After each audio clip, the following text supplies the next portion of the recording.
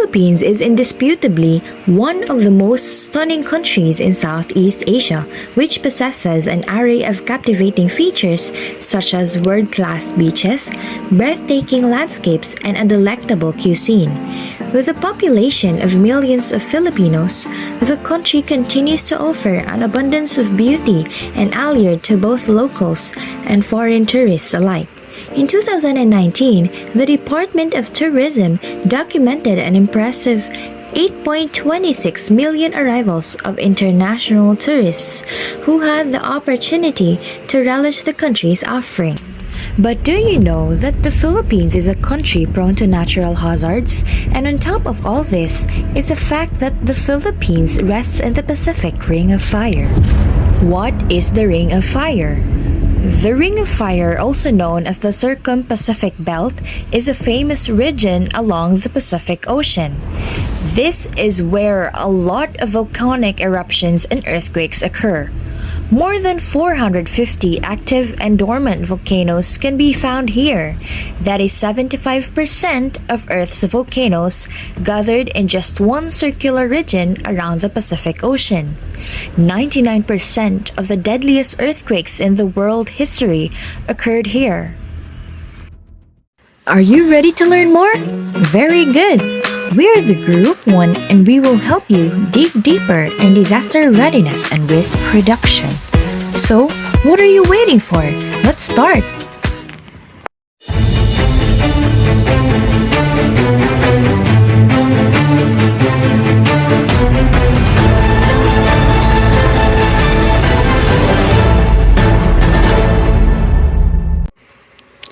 Now, be ready with your pen and notebook and let us check your prior knowledge about disasters.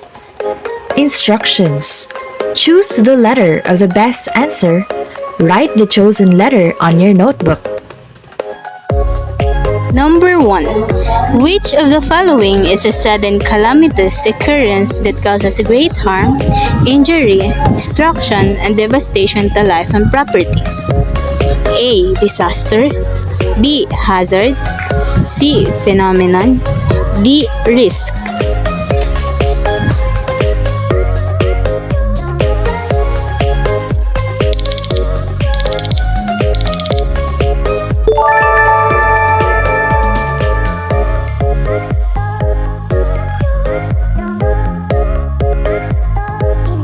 Number 2.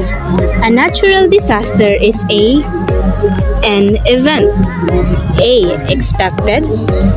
B. Planned. C. Scheduled. D. Unexpected.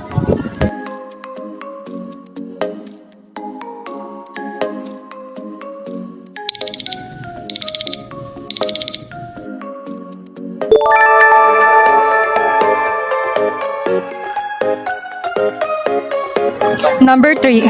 It is also called as a Circum-Pacific Belt, the zone of earthquakes surrounding the Pacific Ocean, where about 99% of the world's earthquake occurs. A. Tectonic chain. B. Ring of chain. C. Ring of fire. D. Shaking belt.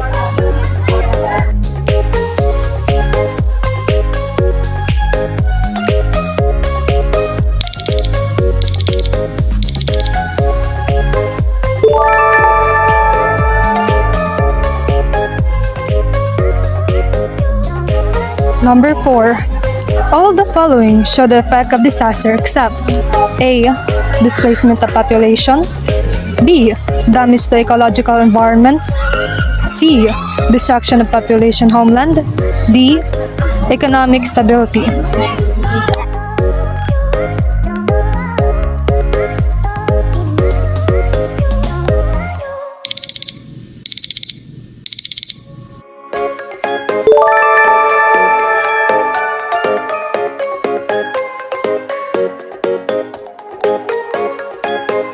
Which of the following is an example of man-caused disaster? A. Storm surges. B. Flood coastal areas. C. Landslide due to typhoons. D. Oil spill from a leaking tanker.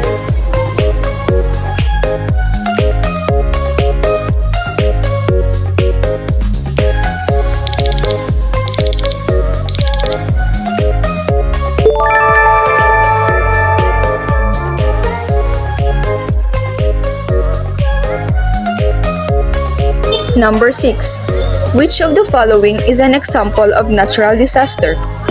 A. Factories. B. Fault lines. C. Mining sites. D. Chemical plants.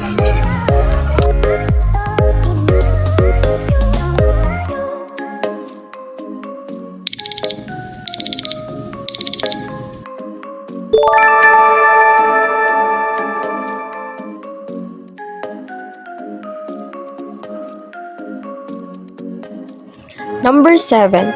Which of the following is not a type of natural hazard that causes disaster? A. Tornado. B. Typhoon. C. Earthquake. Or D. Car accident.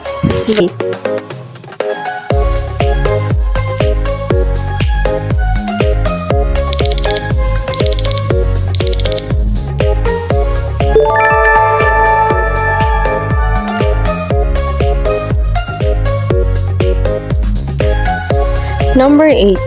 It is defined as the source of danger and something that causes injury or harm. A. Disaster. B. Hazard. C. Phenomenon. Or D. Risk.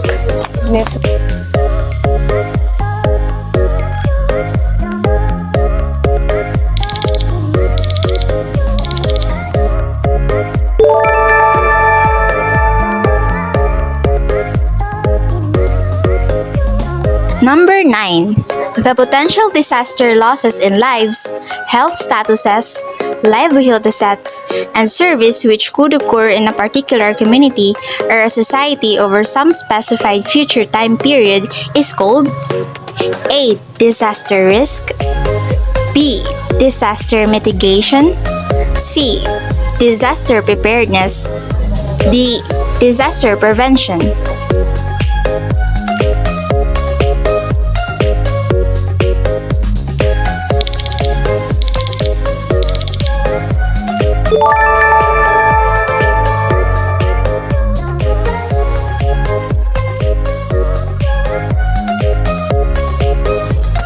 Number 10. Disaster risk can be determined by the presence of the following elements of disaster except A. Phenomenon.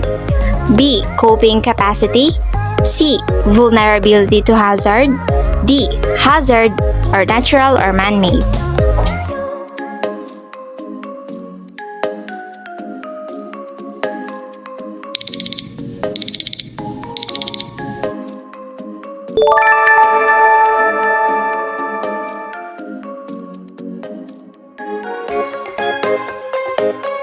Did you get all the correct answers? Great! If not, watch on and learn more.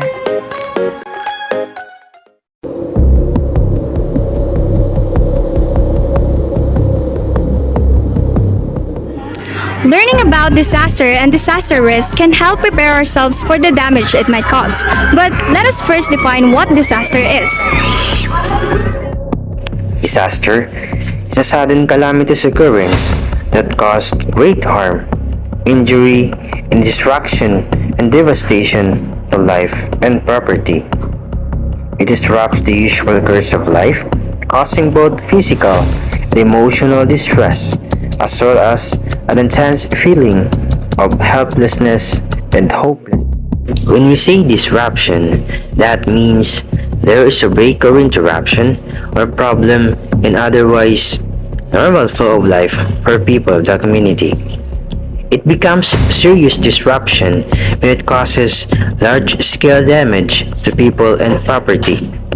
These damages must be so widespread that the affected community don't have the ability to manage from their own. According to the Disaster Risk Reduction Resource Manual of DepEd, disasters are emergencies that cannot be handled by those affected without outside assistance. They need outside help from other people, from the government or the local government units, or aids from other countries to be able to stand back again and resume their normal lives before the disaster happened. Two elements are often at risk during disasters. First, the people. There is a threat to life, Injury, diseases, emotional and mental instability, and in worst cases, death when disaster strikes. Second, the property. This means uncountable damage to property, loss of assets, social and economic disruptions, and environmental destruction can happen during disasters. And how do we classify disasters? Disasters can be categorized into two. First, the natural disasters, and second, the man-made disasters. A natural disaster is a major adverse event resulting from natural processes of the earth. Examples include floods, hurricanes, tornadoes, volcanic eruptions, earthquakes, tsunamis, storms, and other geologic processes. Man-made disasters are the result of man's negligence, errors, or intention. Man-made disasters are subdivided into three categories. First, the technological or industrial disasters. These include infrastructure collapse, leaks of hazardous materials, accidental explosions, or utility failure. And this happens due to the unregulated industrialization and inadequate safety standards. Second, transportation disasters. These includes crash or collision of any road, rail, water, aviation, and space transportation resulting to loss of life and major damage to properties. And the last is the social disaster or disasters induced entirely by human. Examples are war and terrorism, social unrest, and any economic activities that might push people in a state of need. In such situations, large number of people are displaced from their homes due to lack of personal safety and the lack of access to adequate basic needs like food, health services, shelter, and water.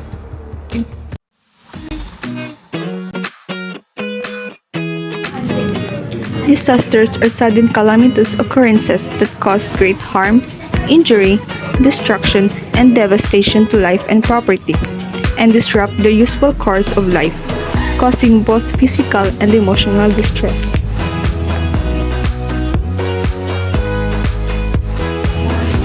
Disasters can be categorized into two: natural disasters and man-made disasters.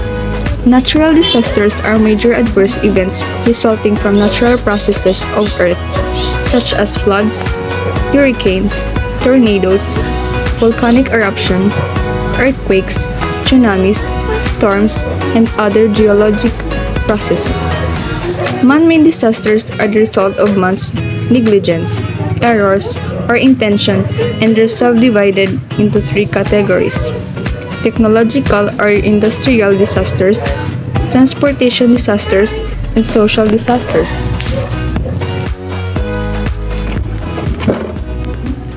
Disasters can cause a serious disruption in an otherwise normal flow of life for people of the community, and become a serious disruption when it causes large-scale damage to people and property, and the affected community doesn't have the ability to manage from their own.